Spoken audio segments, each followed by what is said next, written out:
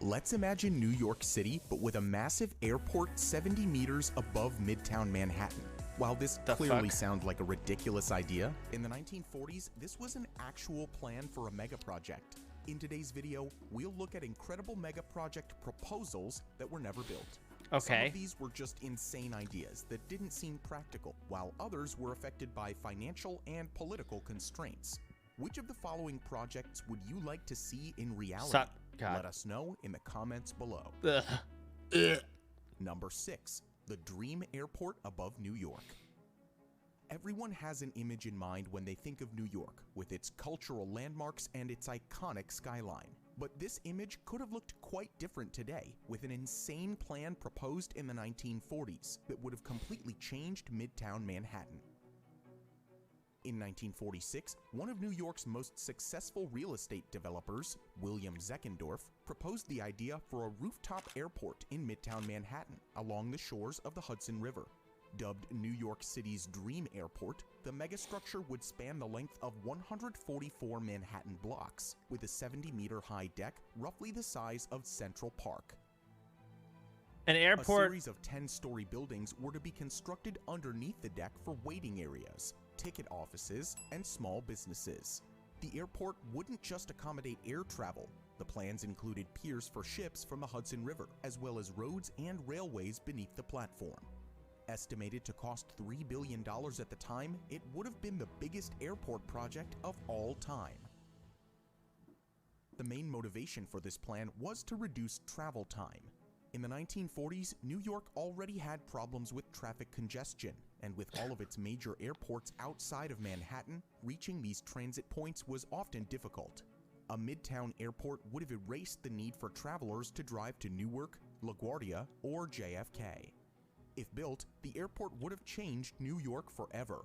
Some of the skyscrapers seen today lay in this area, for example Hudson Yards, and wouldn't exist Imagine today, living next to that shit. The surrounding area would have been developed quite differently. While this idea looks crazy, there are obvious reasons why this plan didn't turn into reality.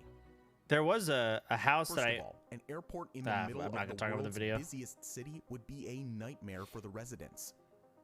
This airport was designed to accommodate 68 flights an hour, so people would essentially deal with aircraft noise every minute of the day. In addition, traffic in New York was a major problem already, and with people flooding to Midtown for their flights, it would add another congestion headache to the city's planners. I mean, truth be told, like, do their ears even work in New York anymore? Like, I feel like there's so much sound already. They wouldn't notice it in a 144 block radius, and then rebuilding the whole area with an airport on top would probably make it the largest and most complicated megaproject in New York's history.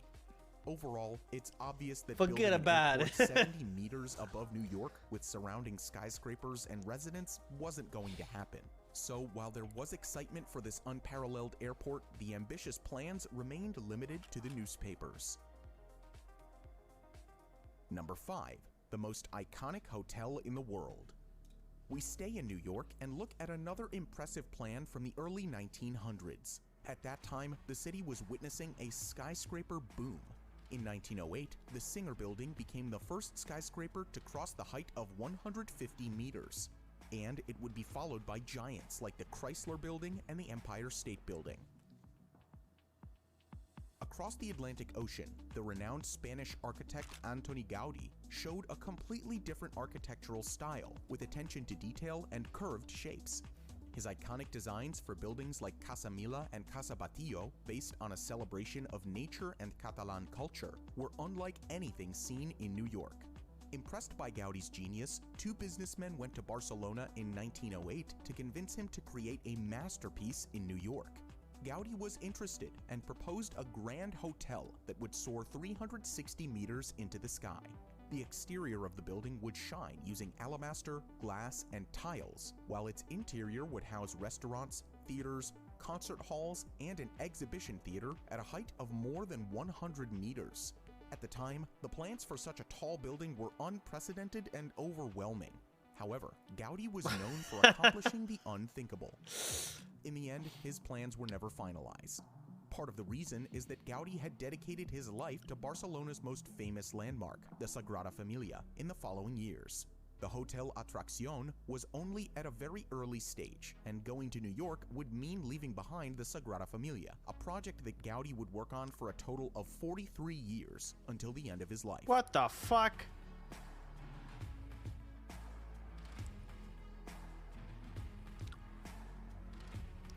Okay, let's move on. Come on. The project was ultimately abandoned, but never forgotten. It was revived once again in 2003, when some Spanish architects submitted the design for the new World Trade Center design competition. While Gaudi's original sketches remain alive to this day, it doesn't seem like the project will ever be built. But if the Hotel Atracción stood in Manhattan today, it would certainly be one of the most interesting buildings in the world. Number 4. The Mile-High Illinois Skyscraper. Chicago is widely considered to be the birthplace of the skyscraper, and according to one famous proposal, it could have been the runaway leader in the quest for building the tallest skyscraper in the world. In 1956, architect Frank Lloyd Wright presented his vision for the Illinois, a mile-high skyscraper. The idea was insane because at the time, the tallest building in the world was the Empire State Building, which was less than 1/4 of what the Illinois was proposed to be. Lloyd Wright was against the sprawling cities and wanted to build something that would save space on the ground and take the cities upward. His 8-meter-tall replica of the Illinois included 528 floors, atomic-powered elevators, and parking for 15,000 cars and 100 helicopters. It was a whole city in itself, and Wright said that it could hold all government offices and eliminate the need for other skyscrapers popping up around Chicago. Wright's proposal was impressive, however, it simply wasn't doable at the time. In fact, to this day, the tallest building in the world is the Burj Khalifa, which isn't even half the height proposed for the Illinois. Realization of Wright's design was never considered, which is why there are only a few sketches and models of it still around. Number 3. America's tallest failed skyscraper. We stay in Chicago and take a look at a much more realistic skyscraper, which was even under construction. Almost 50 years after Wright's proposal, the Chicago Spire was to become the tallest building in the country and would have kept that record to this day.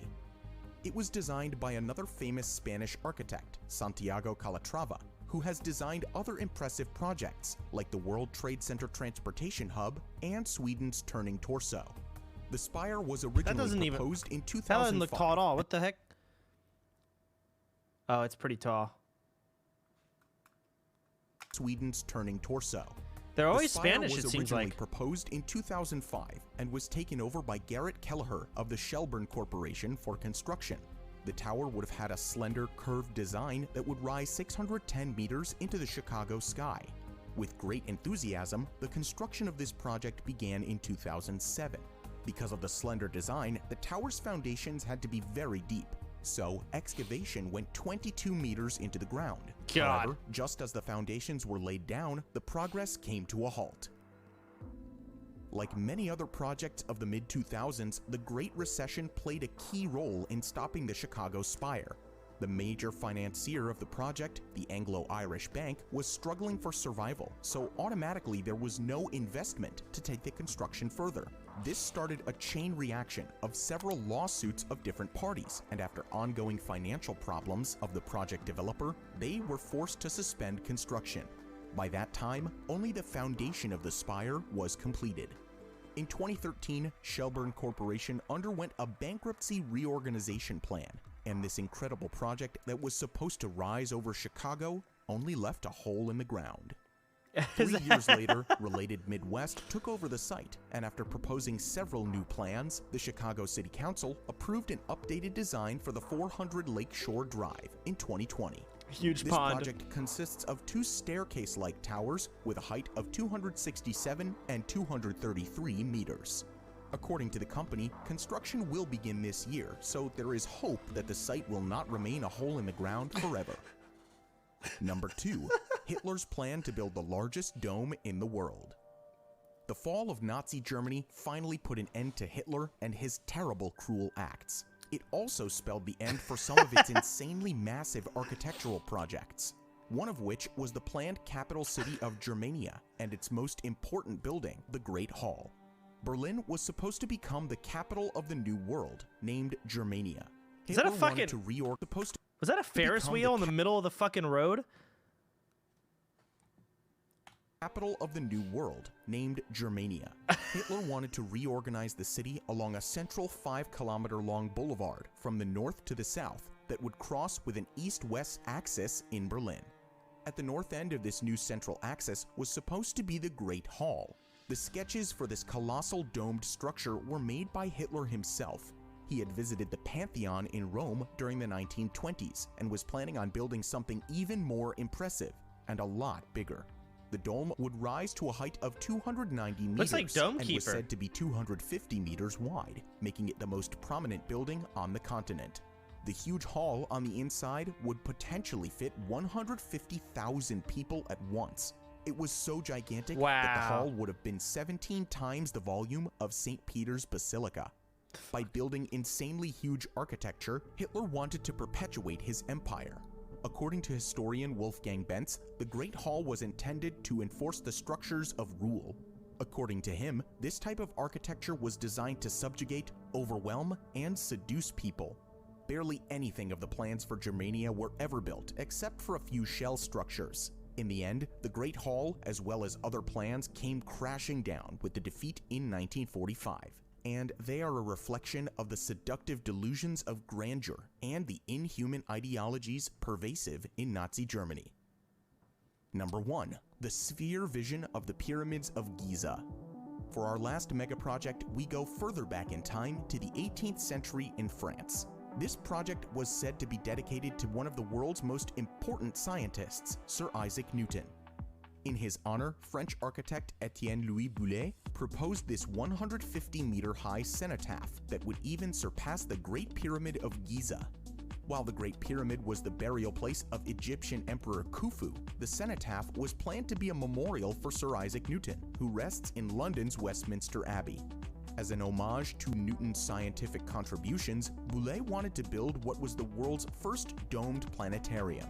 Boullé dotted the interior of his spherical structure with tiny holes reflecting the positions of the constellations and the planets. During the night, a majestic spherical lamp would illuminate the structure and act like the sun in a universe created by the arrangement of holes on the surface. However, much like the other projects in this video, his proposal just wasn't doable at the time. Boullé himself would have been aware of that, as he saw architecture not just as a science of building, but more as a science of ideas and imaginations. So, the cenotaph remained an incredible idea that didn't get built. All right, guys. If you enjoyed, make sure you like this video and... I'm gonna do a fundraiser stream. We're gonna make this happen.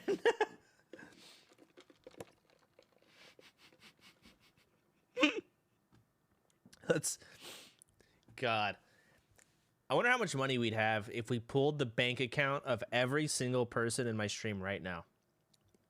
Out of curiosity. I've under $100, about $350. Do not touch my money.